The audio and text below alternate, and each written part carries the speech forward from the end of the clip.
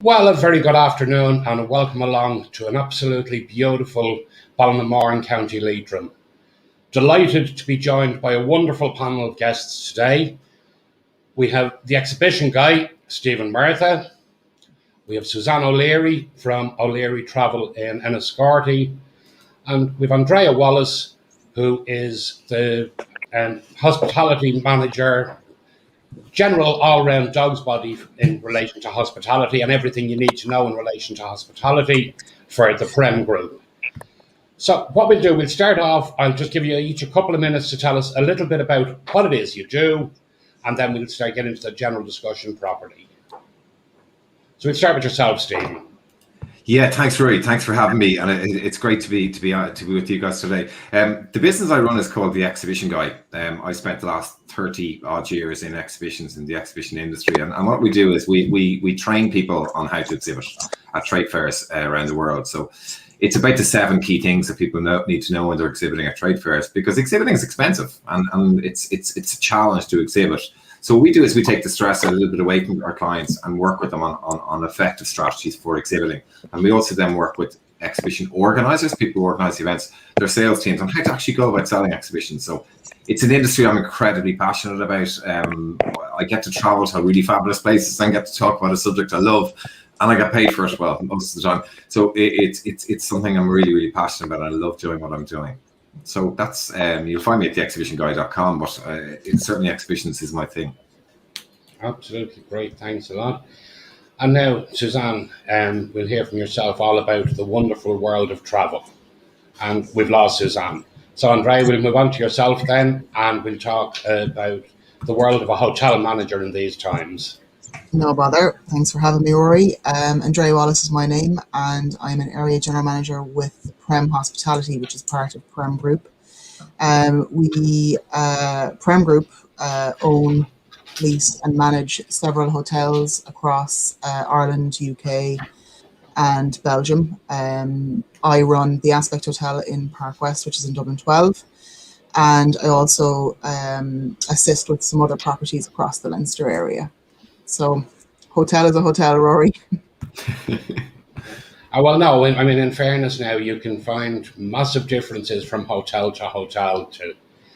And I mean, again, as someone who has regularly stayed with yourselves there in the Aspect, I know how well it is run. How much do we know about the new hospitality regs that are coming in?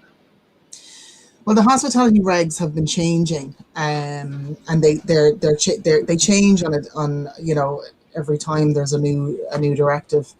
We're governed, as you know, by Fáilte Ireland, so we very much work on those guidelines, and they've been very consistent throughout COVID. They issue a set of guidelines that we work towards, and they've tried, obviously to keep the industry level over the last couple of years.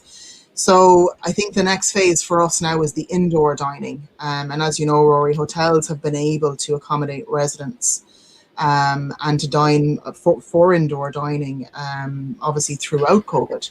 So for hotels, we're already doing all of the COVID practices. We have our tables spaced. In Park West in particular, our restaurant tables are more than 2 meters apart. So again, it's very COVID safe. So we're used to that.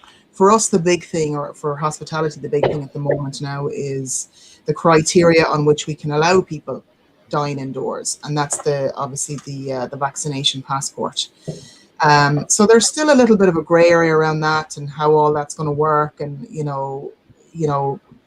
what we do. For example, if a group come to the hotel to eat, 4 of them are vaccinated and 1 isn't. Do we refuse the entire party? Does that one person have to go home? And then what type of animosity is that going to create, at the front door? Obviously people have a responsibility to make sure that they're only booking indoor dining if they meet the criteria. But as we've seen, and as you've seen, Rory, in hotels, that's not always the case. People will always have an excuse as to why they don't have, or why they can't provide, or whatever, and then it's down to the hotelier to make that decision. And it's almost been very difficult over the last 12, 18 months during COVID, certainly, asking people to follow the guidelines, and some people just don't believe in COVID. Some people believe that it's a big conspiracy.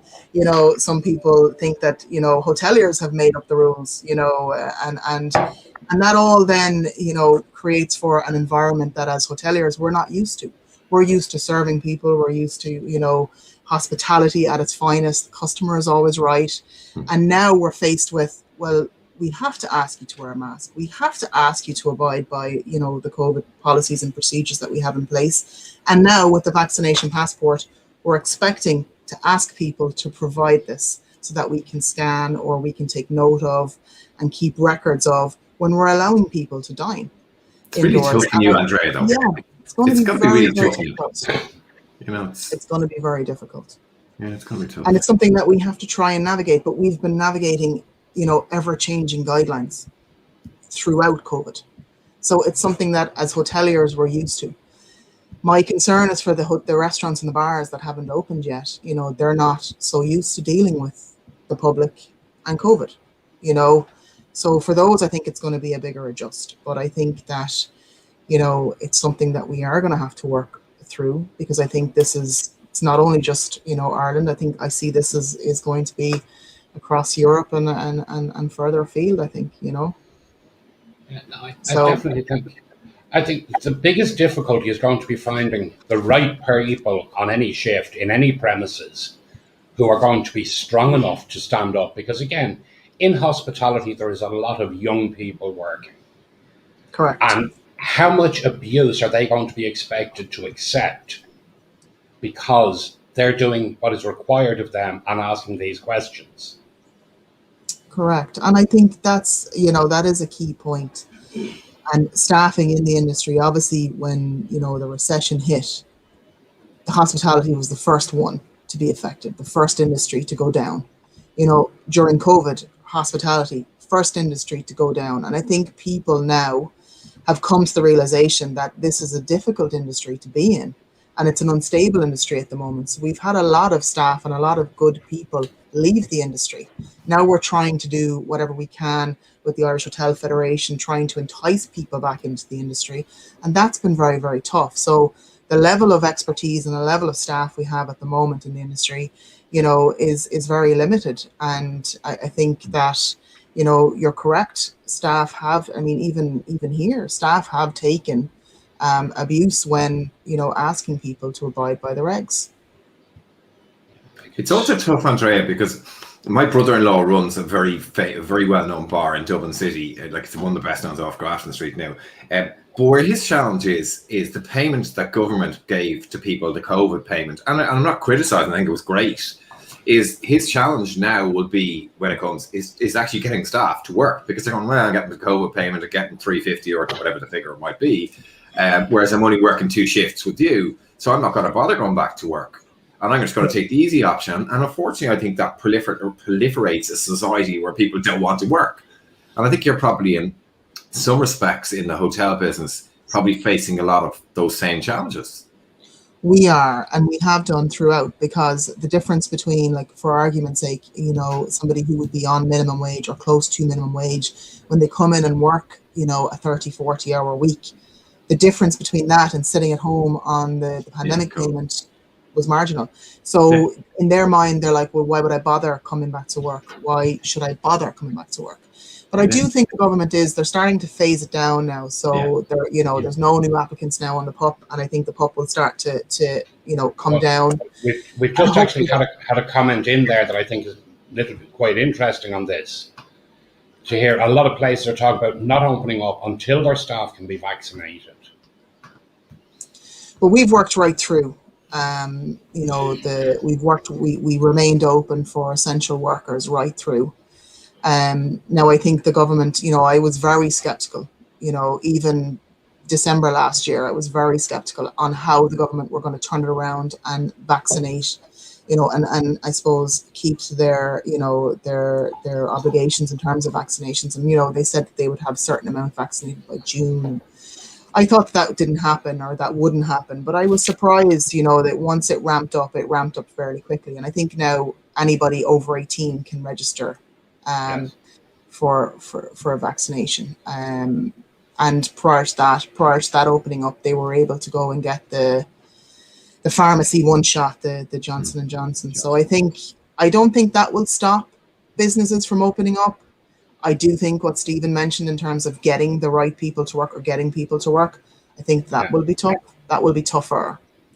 And again, I think once everybody follows the guidelines, and I think the risk is minimal.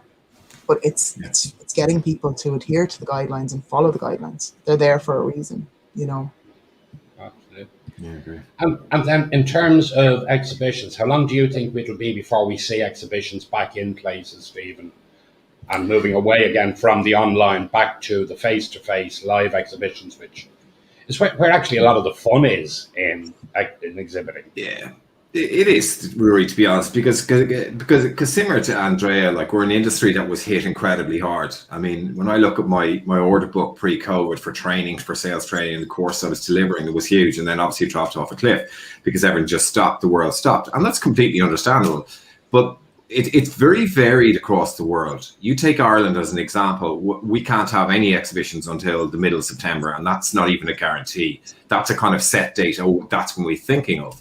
Now you look at our biggest closest market, which is the UK, who has a lot more COVID cases than we do, and I appreciate they're a bigger country. Their exhibitions are open as and from right now in a smaller scale. Then you move across the world. Saudi Arabia can't have any exhibitions for the next 3 or 4 months, whereas Qatar are opening in next month. So it's very varied across the markets. But I suppose what's happening in the world is people are missing the face-to-face interaction. But more importantly than that, I mean, I'm a business coach and mentor. I train 100 entrepreneurs every month for the Entrepreneurs Academy. And one of the things I say to people about our exhibition space right now is we've lost so much business, all of us, not people in exhibitions, by the way, in every business during COVID. It's even more important right now that we get in front of our clients. And of course, it's got to be safe. But we've got to look at, we have to live with it. I mean, I'm not being blasé when I say that, but we have to get on with life, because we can look at all the problems, but exhibition-wise, we've been closed down effectively, and there's been little or no government support. And I'm not here to criticize that. I'm here because that's the reality. But we've got to pivot, and I don't like that word, but we all have to pivot. I mean, I had to pivot my business for the last 18 months to online. And thankfully, it's been very successful, but it didn't come easy. I'm not looking for plaudits, but when it comes to exhibitions, from my world is starting to open, but we're way behind the curve in Ireland. We are absolutely way behind the curve in terms of global exhibitions. We always have been, and we always will be by the looks of it, particularly with open dates. And that's a real struggle, because businesses want to do business, and they're being limited to online, which is not as good as face-to-face. Yeah. That's just my thoughts. But again, online serves a purpose as a means of keeping a connection there. Yeah. In the same way, it's like what I do with the Micro Business Awards and the work I've done with that over the years, building that into a sizable event. We went online last year for the awards finals. We made the decision very early on to go online this year. Yeah. But I'm currently talking to hotels about bringing that event back next year. And we're also looking for next year, the Micro Business Awards UK and Ireland event is going to coincide with Micro Biz Matters Day in the UK, which is a huge exhibition event. Yeah, it is. Yeah. So just on that point that you said, the virtual and live, let me just draw a comparison. It's like an expression I use, or have heard is, and I'm going to refer us to Spotify. I'm going to just give you an example. Spotify is good. Going to the concert is great. So yes, virtual has its place, and it's valuable. No question about it. It's a door opener, and it's all those wonderful things. But when it comes to creating business relationships, selling, all the other things that go with it, the magic happens face to face. But what we have learned through COVID is, and personally I've learned this, I've spoken to people in the exhibition world all around the world who I would never have spoken to before COVID, because I would have been too busy, and they were too busy. That's opened the door. I haven't met them face to face, but it's like me doing a call with Suzanne, and having that Zoom call. If I meet Suzanne at World Travel Market face to face, we've already met online. So we're already one step ahead, if that makes sense. So virtual definitely has its place, but live is where the magic happens. And live is where, not me and being in the exhibition industry wants to go back to live. My clients want to go back to live. They're exhibitors. They're people who need more business. They need more face-to-face interaction because they know that's what delivers results. Yeah, absolutely. Welcome back, Suzanne. Glad you managed to get your technical difficulty sorted there. We'll just slip back because we've given each guest an opportunity to tell us a little bit about their business. So we'll give you the same thing. If you want just to tell everyone a little bit about what it is you do. Thanks, Rory. I'm Suzanne O'Leary, and in both Enniscorthy and Wexford. We're members of the Choice Group. I'm also director of the Irish Travel Agency Association, the main representative body for travel agents in Ireland, and we will be negotiating with government and lobbying government on that. Right, you're still having some sound difficulties there. My apologies. I really don't No know problem. the story. Yeah, it's the joys of modern technology. Unfortunately, it was great during the week when we tested the sound, but this is why, as Stephen was saying, you need the face to face, because unless you get laryngitis, you don't have sound problems. Yeah. Right. No, but absolutely. And I think would you have anything to add there, Suzanne, in relation to when it comes to face for travel? Is it easier to sell to people on the phone, or is it easier to have them sitting there in front of you and say, look, this is everything, and sell the magic face to face? Well, absolutely, it's much easier to face because in our trade, our experience and our reference point is really important to the client, and the body language and the atmosphere of that is very important in bringing the sale across the line. But I go a step further than where Stephen talks about pivot. We in travel, we're trying to keep inspirational, positive stuff out there, but there's no virtual way of being on that beach. You know, we've got to get up there. We've got to find a way to make it safe and to give confidence that it's safe to get back to living our lives. Yeah, well, I just see there we have another comment in from Pádraig Gallagher from Gallagher's Boxty House, and I think he has summed it up pretty well, where he totally agrees with Stephen. We have to learn to live with COVID. It's not going away, and neither are we. It's a great point. I mean, it's. I did a session on resilience. I do a training course on resilience and understanding. And I did a video last week from the beach in Rosslare, because I have a place in Rosslare, on this concept of how do we live with where we are right now. How do we look at the things we had during COVID and take them as a positive? Now, I'm not trying to go glass half full all the time. What I'm saying is we have a choice. We have a choice to actually do better and be better, or give up. And I don't have a choice. I can't give up because I've mortgage to pay like everyone else. So we have to be resilient. But sometimes that resilience, in my mind, is actually something that's going to strengthen us in the long term. Because, like, I'm 53, been through one or two recessions and been through a business that went wallop. And why I'm telling you that is I lost a fortune in that business.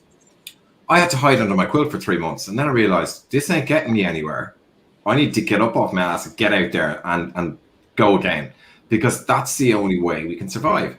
But as we learn and we go along, and ironically, sorry, I don't want to hog this conversation, but I also did a post on LinkedIn the other day about this concept of the 7 positive things that happened because of COVID, and how we can look at those negatives and turn them into a positive.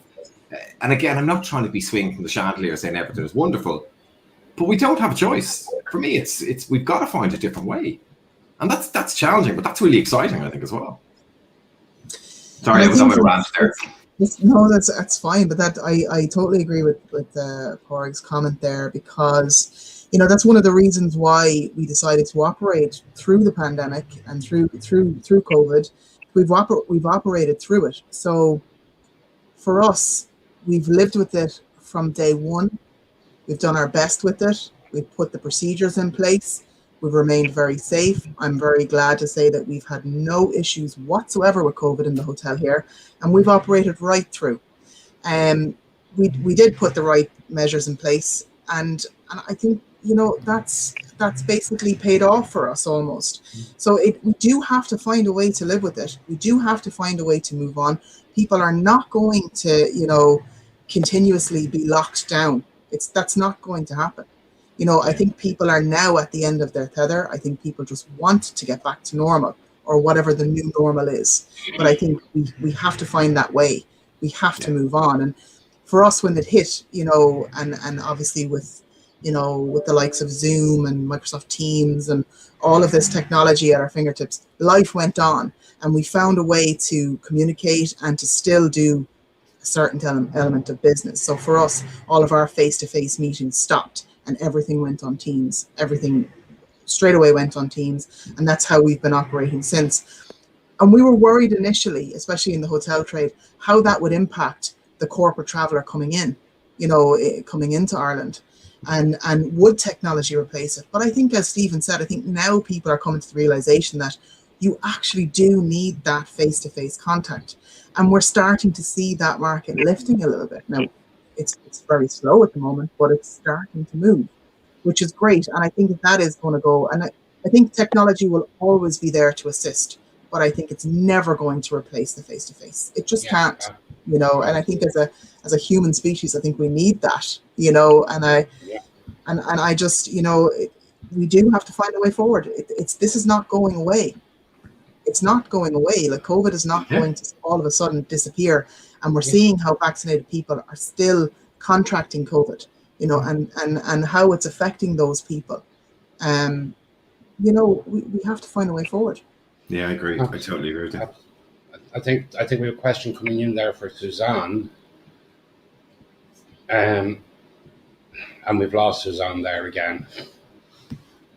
Asking about holiday insurance that covers COVID for people going overseas in the EU. We can ask Suzanne that when she gets back in again. Yeah, it's an interesting time, Marie, because like you have to look at what it's amazing to see some of the people who have pivoted, and I don't like that word, but it's the only way I can describe it, how people have changed and adapted to work through COVID and to do different things. I mean, I'll give you an example. Before COVID, I had 6 different offerings of things that I do, services that I do at the Exhibition Guy, for different people. And I looked at it during COVID. I said, you know what? 2 of these are a complete waste of time. They're just not working. I'm not making any money out of them. I keep doing them because I just keep doing them. I said, you know what I'm going to do? I'm going to actually sit down. I'm going to get rid of those 2. But what I'm going to do is I'm going to make the other 4 much better.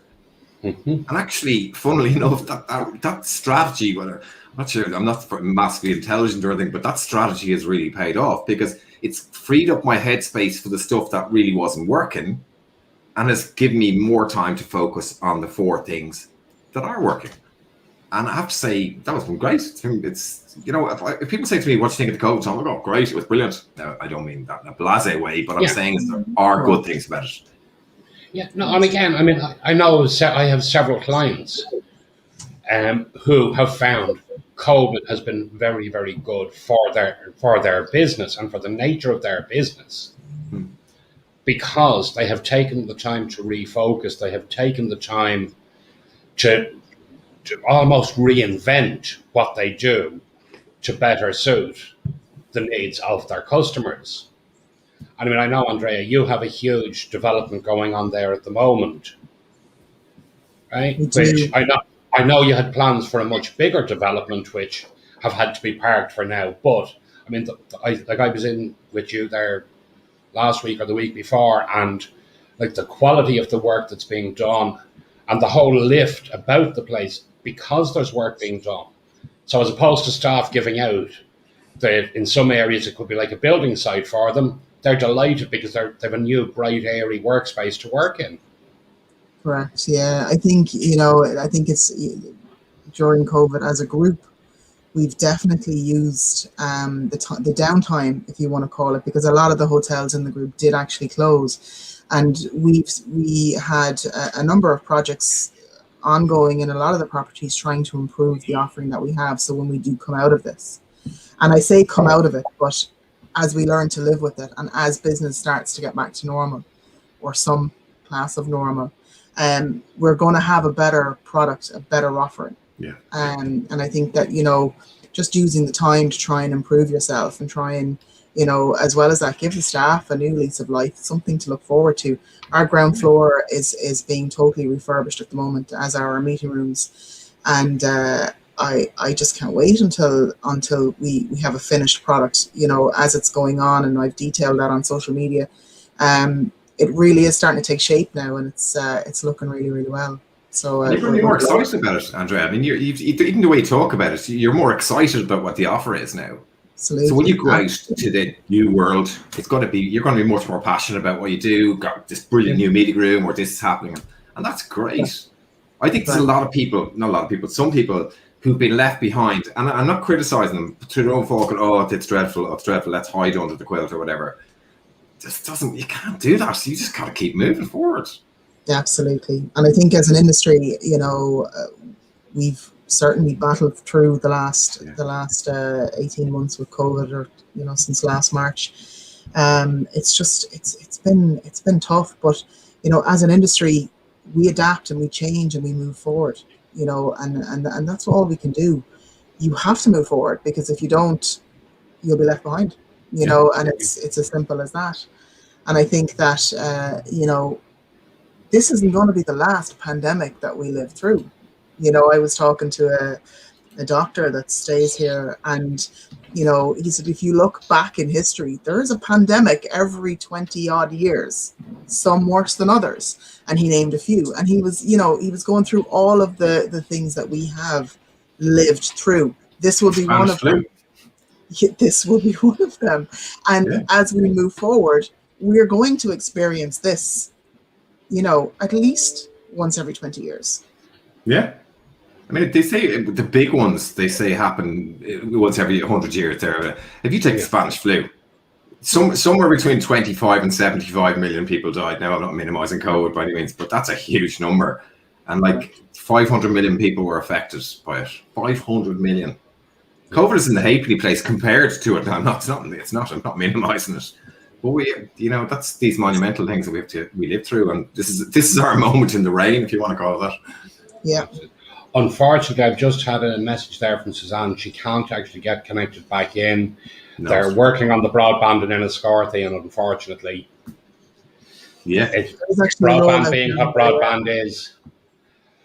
So we've heard a lot of talk about the changes in relation to Northern Ireland and in relation to the protocol. Is there a workable solution through this, or do you feel the UK and the EU are so far apart that we could well be looking at a border on the island of Ireland? I can't see a solution. I'm a real positive person by and large. I just can't see a solution, because there's so much ingrained politism, whatever it is, that's the right word to use, even up north, not even in the UK, between the unionists, the unionist community and the nationalist community, that it's very, very tough. Because I think whatever gains one gives, the other takes back in a different way. I don't think Boris Johnson cares two hoots about Northern Ireland, because financially and economically, it's just a chain around his neck, and I don't think he cares about it. I think we are going to see that, which is pushing people towards, will we have a United Ireland border poll, I don't believe that that's necessarily an answer either, because all that changes is the name on the country. That's all it'll do, because you're still going to have more people up north who are unionists who are going to go, well, I don't want to be Irish, and I'm not going to be Irish. In the same way, you've got the opposite. I hate to be negative, but I don't see a solution to it. No, well, I mean, the only thing is, and on that, like previously you had the costs of Northern Ireland were covered from three directions. Yeah. Ireland covered 1/3, the UK covered 1/3, and the EU covered 1/3. Now, if the Good Friday Agreement falls apart altogether, it goes to a poll, and this is what's decided, irrespective of whether they decide to make it part of the UK and take Ireland out of the equation, or they decide to make it part of Ireland, taking the UK out of the equation, neither country can actually afford to support the costs of Northern Ireland on their own. Yeah. So that unity has to be there.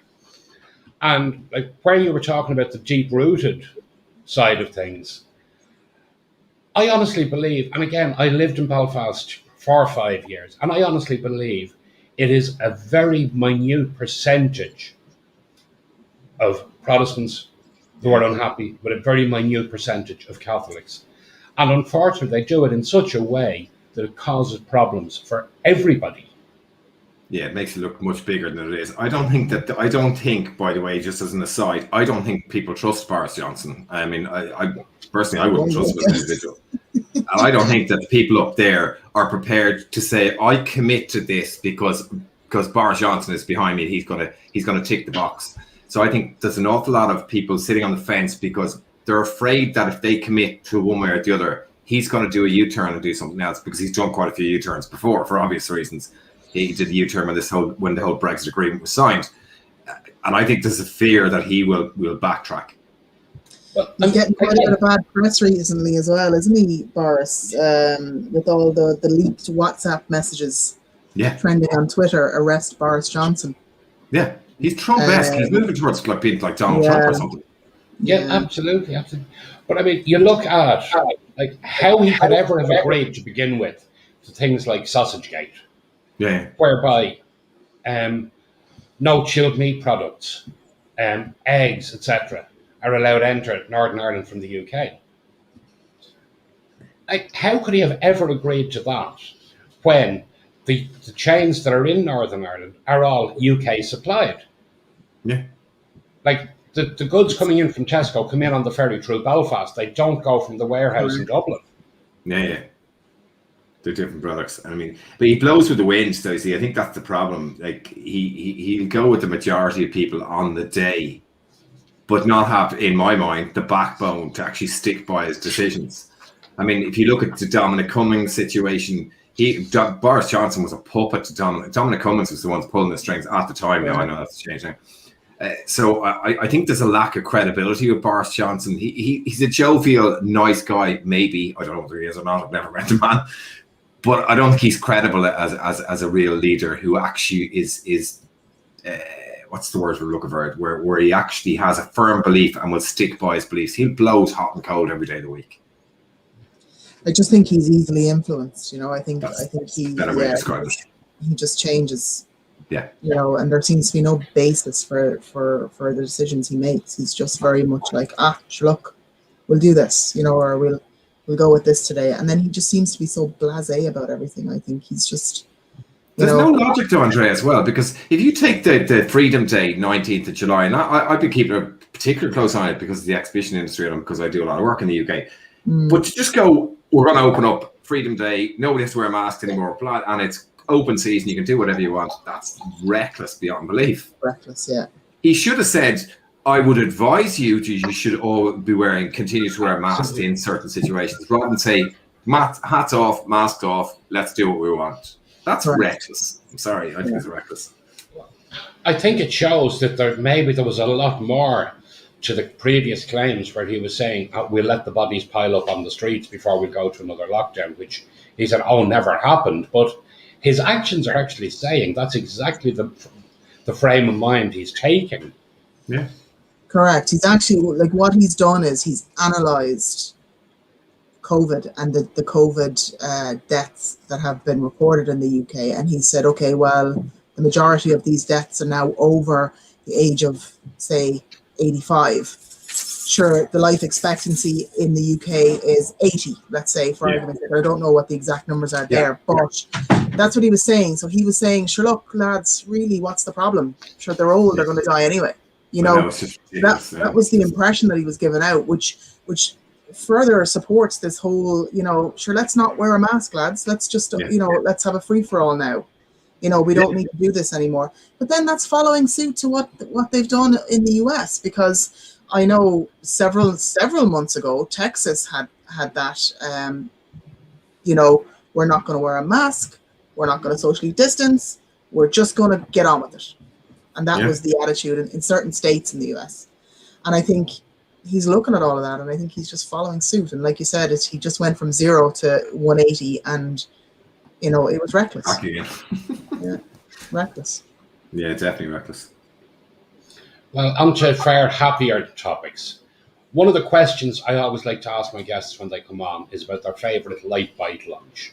So we'll start with yourself, Stephen. For you, when you get the chance for the quick bite for lunchtime, what would you like to get grab? Now, are we talking food here? Food. Oh, sorry. I'm lazy. I'm the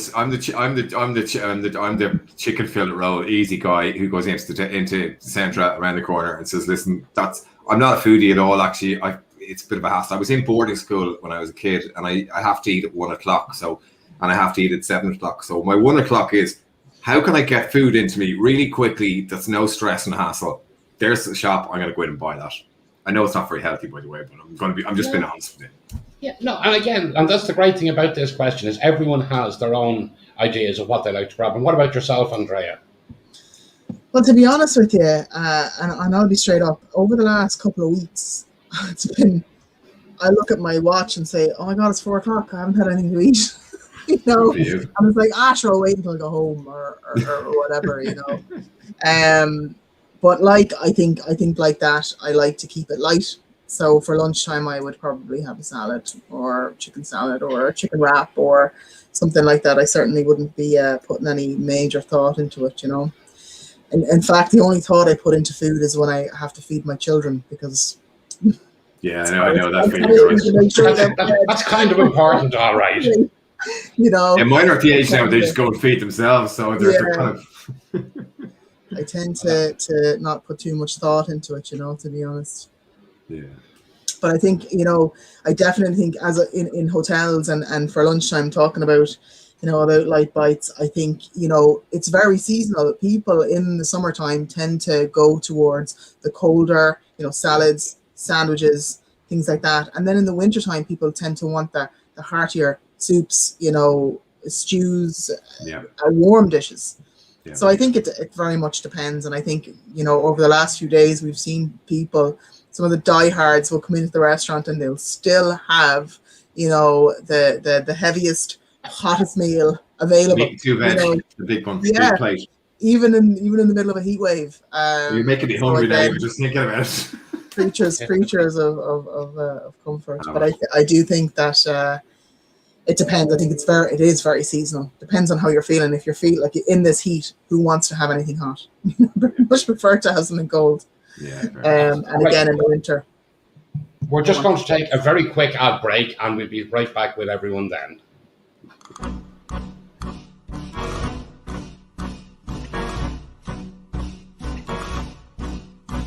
I know a place where you can go to play a game you love and know. You'll have some wine, and the show is called Valentino's Bingo Mondays.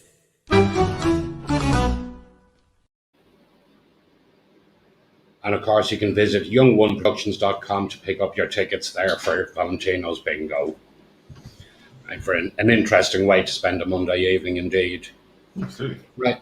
Now, Andrea, I know you have to leave us very shortly for another meeting, so we're going to run on very quickly. Plans for the future. Stephen, with yourself, what have you got planned coming up, or what would you like to be what do you hope to be doing over the coming 6-12 months?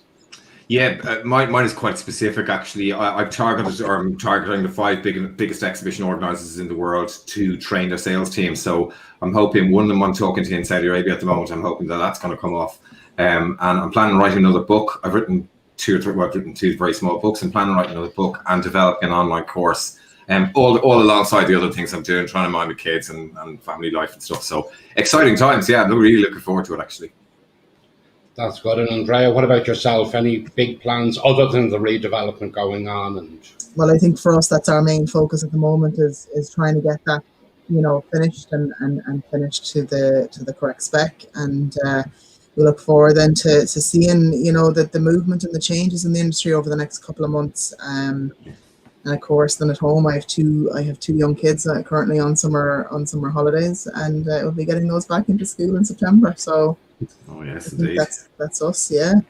Not counting down the days or anything like that yet, no? Not thinking that. No, not yet. Not yet. But I count down the days to leaving cert results. That's what I'm doing. oh, really? Yeah, I have a son who's How just did that finished go? his leaving cert, so we keep our fingers crossed. So he actually sat, or the boy or girl, did they sit the Boy, exam? Owen, yeah, he And he sat the exams, did he? He did. He sat the exams. And I'm going to get the predictive grades as well. And I have a daughter. She's just finished first year and she's going to second year. But he's looking to go away now with his mates. In fact, he's going away to Portugal. So I don't even want to know. At 19 years of age, I don't think I want to know what's going on once he comes home safely. And we'll worry about the leaving cert results then in the 3rd of September, I think it is. And it was interesting this year, Stephen. That changed on last year, didn't it? Like last year, I think was just predictive grades, but I think this year they had the option to have a mix of both. So if they weren't happy with the predictive grades and certain subjects, they could take exams. Was that correct? Yeah, it was great because my son did all the written exams and the predictive, but one or two of his cousins were quite strategic and had said, well, so I'm going to get the same grade in predictive as I've written by and large in Irish, so I'm not going to do Irish, which gives me more time to study for the other subjects. So it was good from the point of view of 2 bites of the cherry, but obviously you've got to work very hard. But some kids were really strategic about it, and fair play to them. Listen, whatever works. Whatever works. That could be a good sign of what's to come in the future. If there can be strategic at that age. 100%. And we didn't guide him, Rory, on myself and Ray, my wife. We just kind of let him say, what do you want to do? And he said, well, this is the way I think it's going to work. And this is the way I want to do it. So, well, let's go for it. You know, that's we all have to learn by our mistakes. But you also have to pat yourself on the back when you do something right. Yeah. I definitely think, though, Rory, you're right there. I think that is the way forward, you know, with that traditional leaving cert. I think they should now take a proper look at that. Yeah. And maybe, you know, prepare the kids. Because I think, you know, if you even go back to your own leaving cert days, you know, you literally 5th year, you kind of coasted. And then the minute you hit 6th year, you just buckled it down and studied. Yeah. And I think that's what a lot of the kids have been doing. And I think, unfortunately, the ones that, you know, went through that whole predictive grades in the first round didn't have an opportunity to learn, you know, that obviously what they needed to do in both years, you know, to give them the best opportunity or the best outcome on the predictive grades. But yeah, I definitely think they should relook at that whole process because it's huge pressure for any kid of 16 or 17. And again, at the end of the day, what are you learning? What are you learning from a leaving cert? You're learning that somebody has managed to remember that to answer the questions they have to put A, B, C, D. Yeah. You're not learning, have they learned any actual skills from the information? They've learned to retain.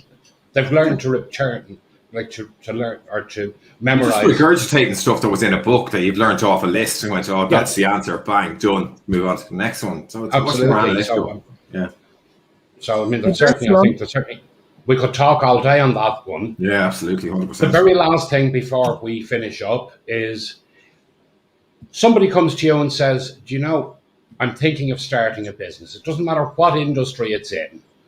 What advice would you give them? I think have a plan, and I think, you know, think it through, and it depends on like what industry they'd be going into. Like a lot of, you know, my friends would have gone into, you know, gone from hotels into restaurants.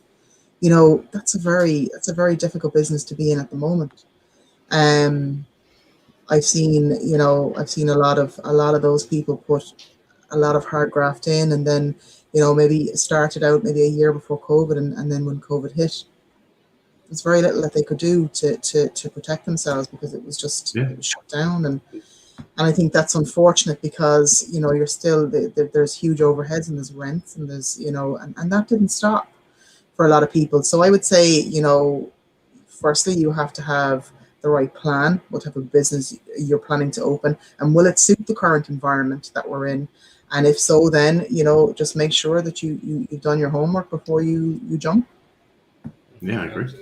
And Stephen, what about yourself? What advice would you give to somebody? For me, I'd always say to people, don't think too small. And I'm not saying have stupid ideas, but don't think too small, because I think in Ireland we tend to have this thing over a small country, when in fact the world out there is a huge place. I'm going to give you a really quick example. When I started my business, I was as a small company in Dublin. I was told you will never work with Informa. They're the biggest exhibition company in the world, turning over £5 billion a year. And I said, well, I don't believe that for a minute. So I did a video on LinkedIn one day from my car, got a call from Inform within a week, said, we love what you do. And I was going, great. And can you train 500 salespeople in India? So that was obviously amazing. But my point is, if we think we can't do something, we can't do it. Start thinking positive, not negative. And I'm not saying think stupidly, but don't think too small. Again, a great quote from Walt Disney, right? You can believe that you can, or you can believe that you can't. Either way, you'll prove yourself right. Exactly the point. Yeah, you're spot on. Yeah. Brilliant. Right, well, listen, we're going to cut it short today because, as I said, I know, Andrea, you have to run off and Suzanne was having problems there. Thank you very much for joining us, and thank you very much to our guests, Stephen Martha, Andrea Wallace, and Suzanne O'Leary for the time she joined us. Contact details for all our guests will appear afterwards. And just before I go, I do have to give a shout out and say thank you to Wildflower Prince in 5 Mile Town, who sent us the lovely Lite Bite lunch mugs for myself and Cheryl. So it's very nice to receive those in, and we do appreciate it. So we'll be back again in 2 weeks with another panel of people. Any questions you have or anything you'd like discussed on it, do always drop us a message between now and then, and we'll certainly try and include it. And Rory, thank you so much. I wanted to say that just before we go. Thank you so much. And Andrea, great to meet you. And Suzanne, if you're still listening, thanks for that, Rory. Really appreciate that. No problem. Delighted to have you with us. And we'll say good afternoon. Thanks, Rory. Cheers.